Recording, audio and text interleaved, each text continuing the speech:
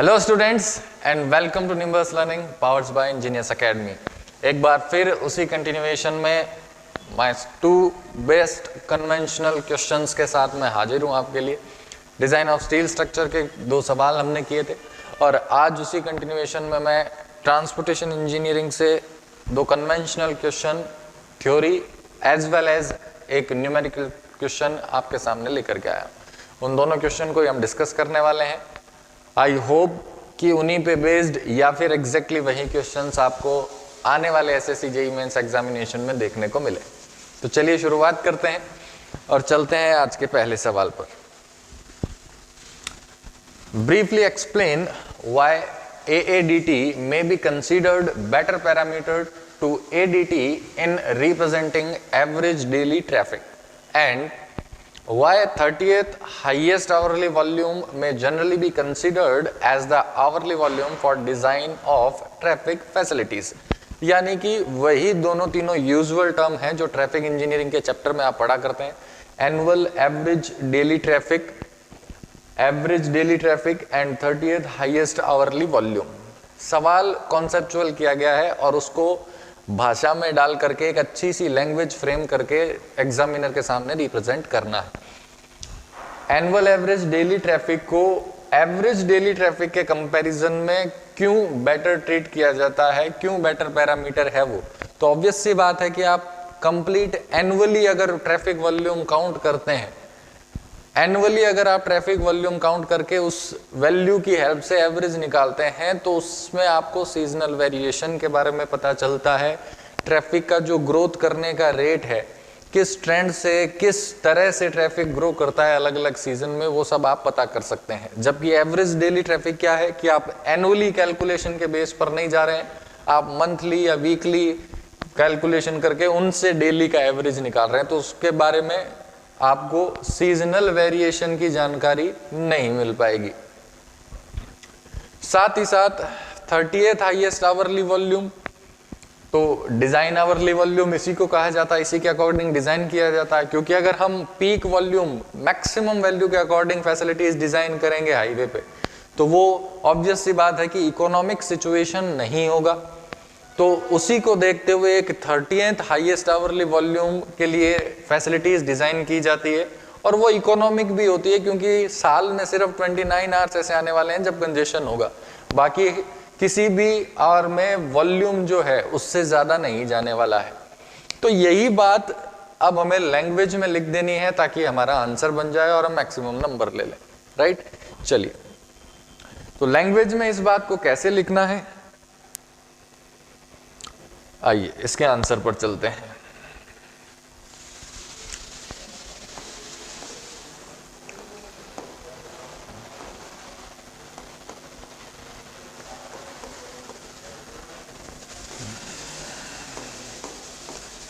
Annual average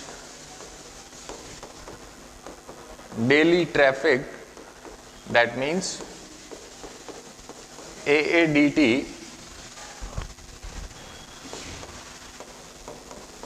which is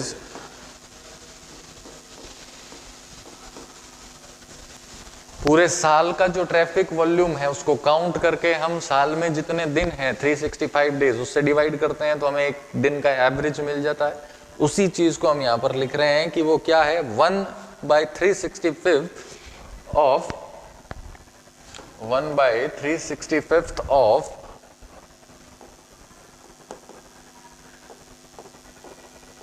the annual flow, right?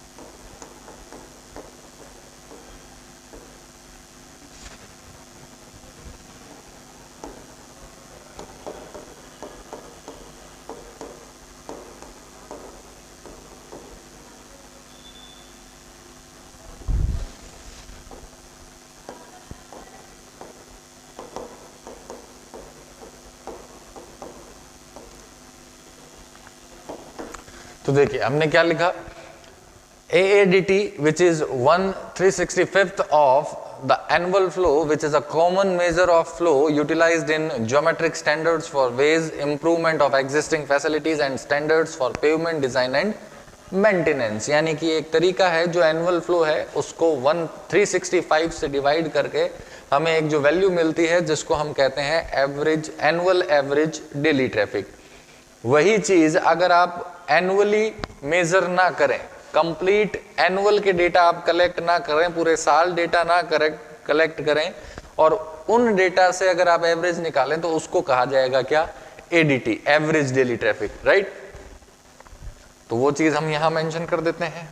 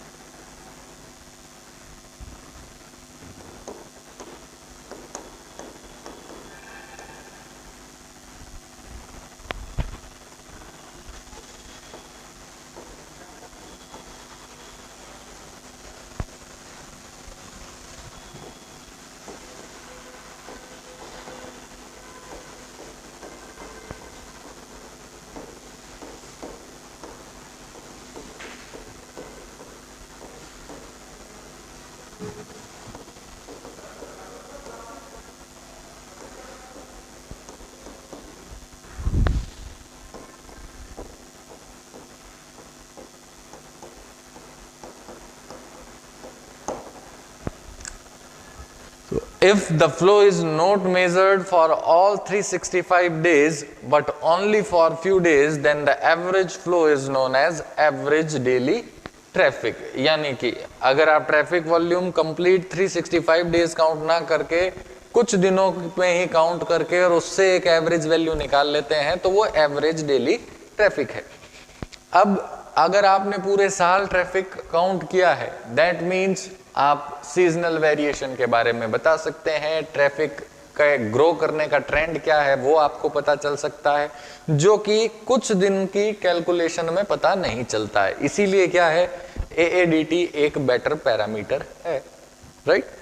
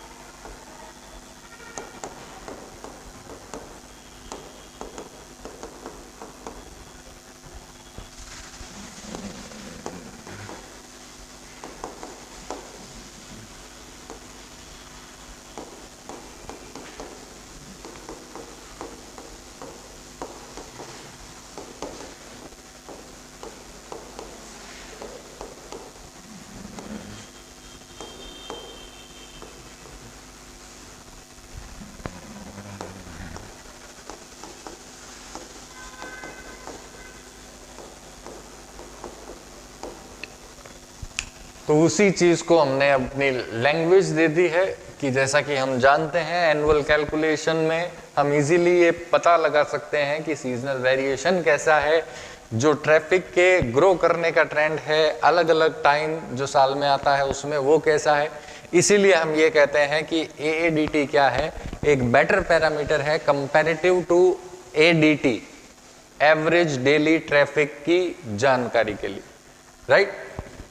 चलिए अब हमारी दूसरी जो क्वेरी थी यहां पर, Y 30th highest hourly volume, इसी को ही क्यों कंसिडर किया जाता है डिजाइन ऑफ ट्रैफिक फैसिलिटीज के लिए। अब हम उस जवाब को भी लिख देते हैं।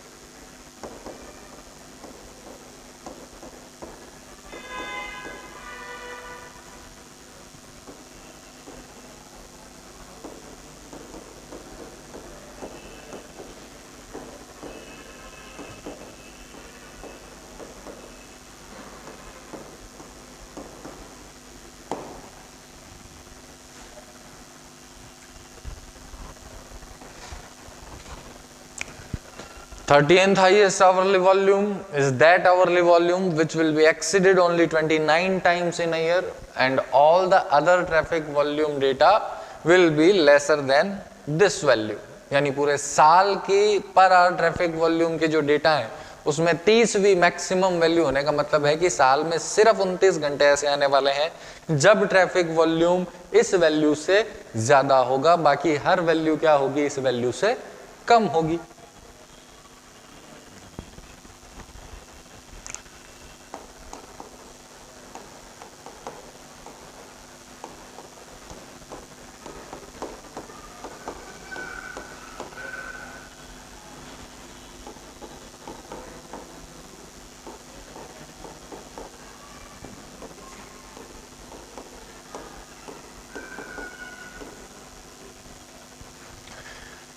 The peak or highest hourly volume data is too high, that it will be not, या इसे लिखो, it will be uneconomical to design the facilities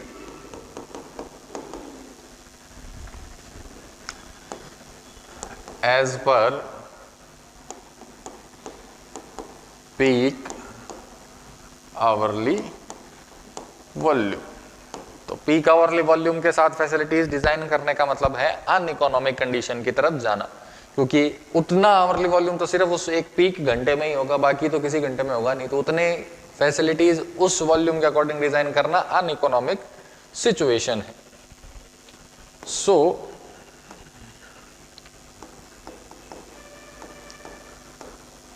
highways और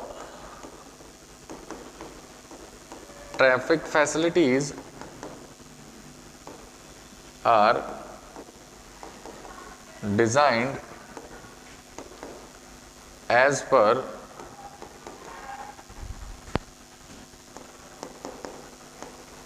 thirteenth highest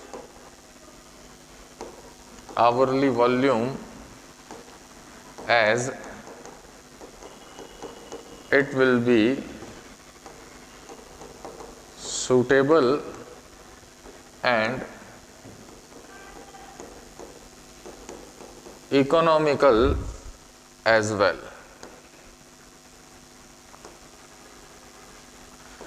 because with this value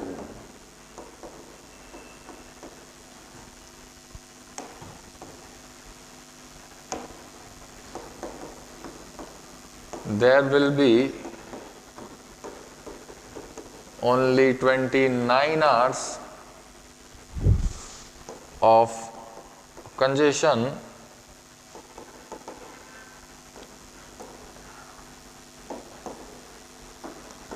in an year, right.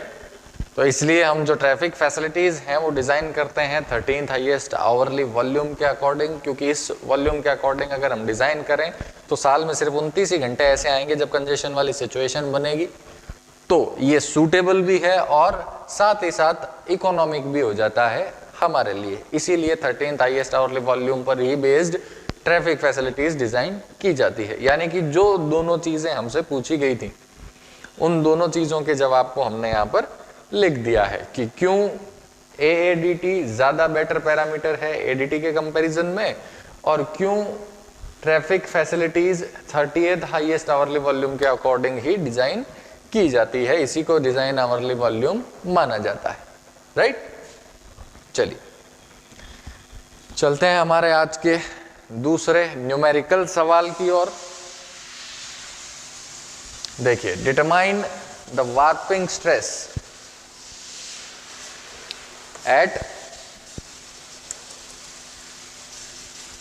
interior edge and corner region in a 32 centimeter thick concrete pavement with transverse joint and longitudinal joint at 4.5 meter and 3.6 meter interval respectively. The modulus of subgrade reaction is 6 kilogram per centimeter square per centimeter. Assume temperature differential for a day condition to be 15 degrees centigrade. Radius of contact area is 15 centimeter. Additional data for cement concrete pavement is given below. E यानी कि coefficient of thermal expansion 10 multiplied by 10 raised to minus 6 per degree centigrade. Capital E modulus of elasticity 3 into 10 raised to power 5 kilogram per centimeter square. Mu यानी कि Poisson's ratio 0.15, Cx 0.80 and Cy 0.45. Warping stresses calculate करना है हमें interior edge और corner वाली location पर, right. इन तीनों के फॉर्मूले हमें याद होने चाहिए। जो भी डेटा रिक्वायर्ड है वो सारे के सारे डेटा इस क्वेश्चन में लिखे गए हैं। सिंपली वो वैल्यूज उसमें पुट होगी, यानी सारी कहानी जो है वो है याद रहने की, कि आपको वार्पिंग स्ट्रेसेस तीनों तरह की लोकेशन में कैलकुलेट करने के जो फॉर्मूले हैं वो याद हैं कि नहीं। चलिए सॉल्यूशन पे चलते हैं, है ना। जो गिवन डेटा है वो लिख लें हम। हमें गिवन क्या है, थिकनेस ऑफ पेवमेंट जो कि हमें दिया है 32 सेंटीमीटर, राइट।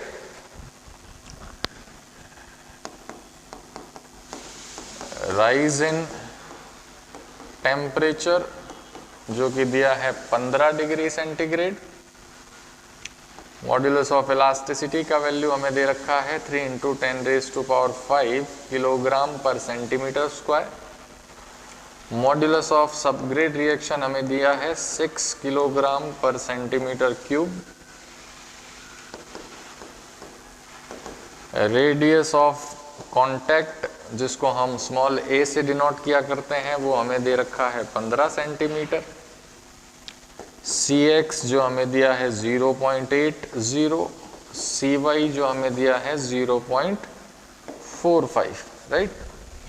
इसके अलावा म्यू 0.15 और coefficient of thermal expansion mu हमें दिया है 0.15 and coefficient of thermal expansion alpha हमें दिया है 10 इंटू 10 रेज टू पावर -6 पर डिग्री सेंटीग्रेड। तो ये सारे डेटा हमें गिवन है क्वेश्चन में, और वार्पिंग स्ट्रेस कैलकुलेट करने की बात की गई है हमारे साथ। चलिए, तो वार्पिंग स्ट्रेस एट इंटीरियर वाली लोकेशन पर देख लेते हैं, है ना। इंटीरियर वाली लोकेशन पर warping stress in kilogram per centimetre square. Formula क्या है हमारे पास, E alpha T divided by 2 C X plus mu C Y divided by 1 minus mu square, right. यही फॉर्मूला है अपना। तो इसमें सारी वैल्यूज पुट की जाए। ई का वैल्यू है हमारे पास 3 इंटू 10⁵, अल्फा का वैल्यू है 10 इंटू 10⁻⁻⁻⁶, टी का वैल्यू है 15 डिवाइडेड बाय 2, सी एक्स का वैल्यू है हमारे पास 0.80, म्यू दे रखा है 0.15, सी वाई का वैल्यू है 0.45 डिवाइडेड बाय 1 माइनस म्यू है अपना 0.15 का स्क्वायर, राइट। तो सिंपल कैलकुलेटर यूज लेते हुए इस कैलकुलेशन को करना है, और जब आप इस कैलकुलेशन को सॉल्व करेंगे तो आपके पास जो डेटा यहाँ पर हमें मिल रहा है which is 19.9 kilogram per centimetre square, right. तो ये हुआ हमारा इंटीरियर वाली लोकेशन पर वार्पिंग स्ट्रेस का डेटा, यानी एक टास्क जो है वो हुआ हमारा कंप्लीट इंटीरियर वाली लोकेशन। दूसरी लोकेशन पर चलें, वार्पिंग स्ट्रेस एट एज। अब जाना है हमें एज वाली लोकेशन पर।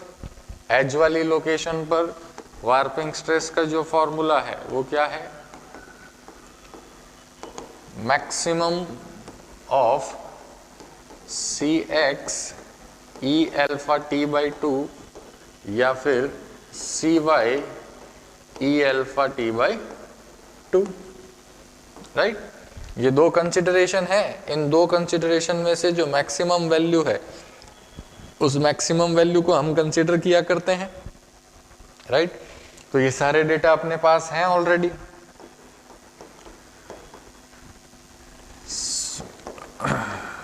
मैक्सिमम ऑफ सी एक्स है हमारे पास 0.80, ई का वैल्यू है 3 इंटू 10⁵, अल्फा 10 इंटू 10⁻⁻⁶, टी का वैल्यू है 15 डिवाइडेड बाय 2, या फिर सी वाई है 0.45, 3 into 10⁵, 10 into 10⁻⁻⁶ multiplied by 15 divided by 2। तो ऑब्वियसली इसको सॉल्व करके हम समय खराब नहीं करेंगे कैलकुलेटर चला के। यहाँ 0.45 है, यहाँ 0.8, तो ऑब्वियसली यही वैल्यू ज़्यादा आनी है। तो कैलकुलेशन करने से हमें जो मैक्सिमम वैल्यू इसकी मिल रही है वो कितनी है, 18 kilogram per centimetre square, right. तो ये हमारा हुआ दूसरा टास्क, एज वाली लोकेशन पर वार्पिंग स्ट्रेस की कैलकुलेशन। एज वाली लोकेशन पर वार्पिंग स्ट्रेस की कैलकुलेशन। अब जो लास्ट टास्क बचा हमारा कॉर्नर वाली लोकेशन पर, है ना, वार्पिंग स्ट्रेस एट कॉर्नर।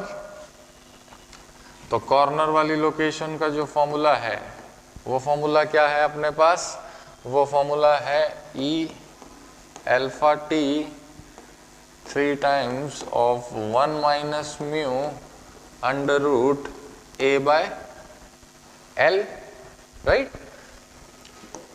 तो यहां पर सारी वैल्यूज पुट करें हम। ई का वैल्यू है हमारे पास 3 इंटू 10⁵, अल्फा है अपने पास 10 इंटू 10⁻⁻⁶, और टी का वैल्यू है 15 degree centigrade divided by 3, 1 minus mu का वैल्यू है 0.15 अंडर रूट ए यानी रेडियस ऑफ कॉन्टैक्ट जो कि हमें दिया है 15 centimetre divided by L. L है रेडियस ऑफ रिलेटिव स्टिफनेस, लेकिन रेडियस ऑफ रिलेटिव स्टिफनेस का डेटा क्वेश्चन में गिवन नहीं है, इसीलिए इसने क्या किया है, पेवमेंट का थिकनेस दिया है ना। तो रेडियस ऑफ रिलेटिव स्टिफनेस हमें अलग से काउंट करना पड़ेगा। Radius of relative stiffness, radius of relative stiffness यानी कि L, इसका फॉर्मूला क्या होता है, इसका फॉर्मूला है EH³ divided by 12K 1 minus mu square whole power 1/4।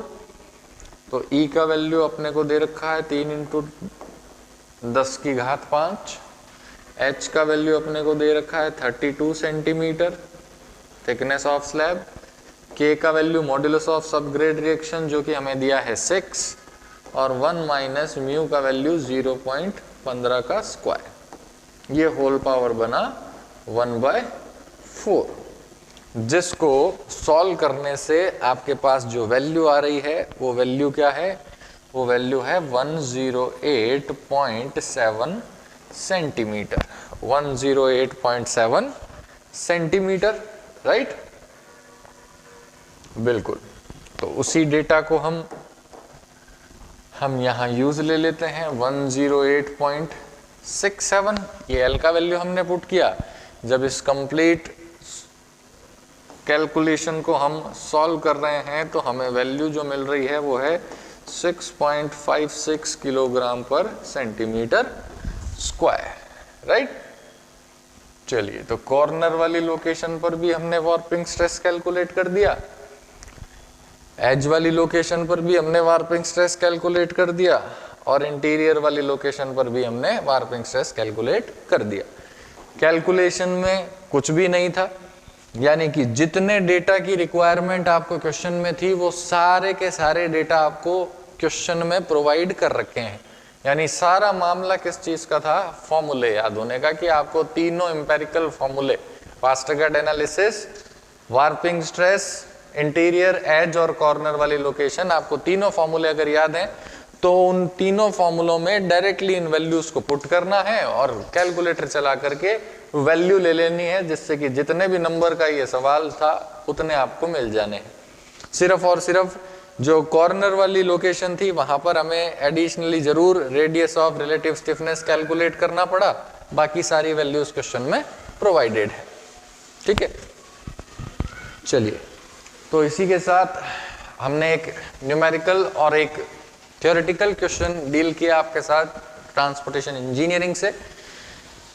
आगे के टास्क के लिए एक सवाल आपके लिए है जिसके बारे में आप खुद पता करें, अपनी प्रैक्टिस जारी रखें। Design a flexible pavement for 7 metre wide carriageway, right.